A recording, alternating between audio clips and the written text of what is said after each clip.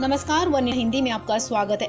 Corona virus महामारी का संकट देश में बढ़ता जा रहा है। इस बीच टेस्टिंग किट, पीपीई समेत अन्य मेडिकल के सामान की मांग भी बढ़ रही है। चीन से लाई गई किट ने टेस्टिंग के वक्त धोखा दे दिया, जिसके बाद अब मेक इन इंडिया किट बनाने पर काम जारी है।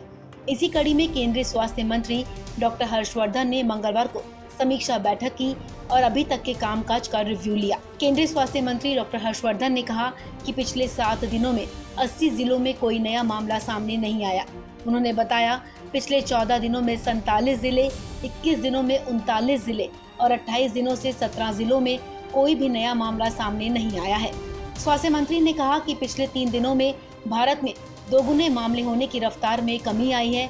अब 10.9 दिन के हिसाब से मामले डबल हो रहे हैं। पहले ये रफ्तार करीब 7 से 8 दिन के आसपास थी। आपको बता दें कि स्वास्थ्य मंत्री की अगुवाई में हुई इस रिव्यू मीटिंग में दिल्ली के उपराज्यपाल, स्वास्थ्य मंत्री समेत अन्य अधिकारी शामिल रहे। 80 districts in India have not reported a fresh case since the last 7 days. 47 districts have not reported a case for the last 14 days. 39 districts have not reported a case for the last 21 days. And 17 districts have not reported a case for the last 28 days. बता दें कि make in India के तहत देश में antibody detection kit, real time PCR kit बनाई जा रही है और रिसर्च का काम भी तेज हो गया है। इसके अलावा देश में कोरोना वायरस की वैक्सीन बनाने को लेकर भी रिसर्च का कामकाज जारी है। गौरतलब है कि कोरोना वायरस को पकड़ने के लिए जरूरी है कि टेस्टिंग की रफ्तार को बढ़ाया जाए।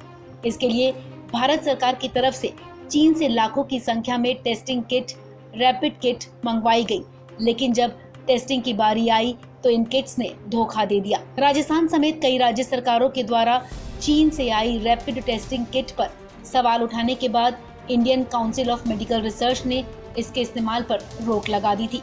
इसी के बाद देश में मेक इन इंडिया के तहत किट बनाई जा रही थी।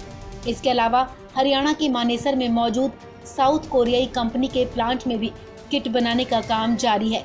वहीं अगर कोरोना से जुड़ी वैक्सीन की बात करें तो दुनिया भर में इसके लिए रिसर्च जारी है, लेकिन प्रधानमंत्री नरेंद्र मोदी ने देश के युवा वैज्ञानिकों से अपील की थी कि वो भी इस पर काम शुरू करें और दुनिया को कोरोना मुक्त करने की तरफ कदम बढ़ाएं।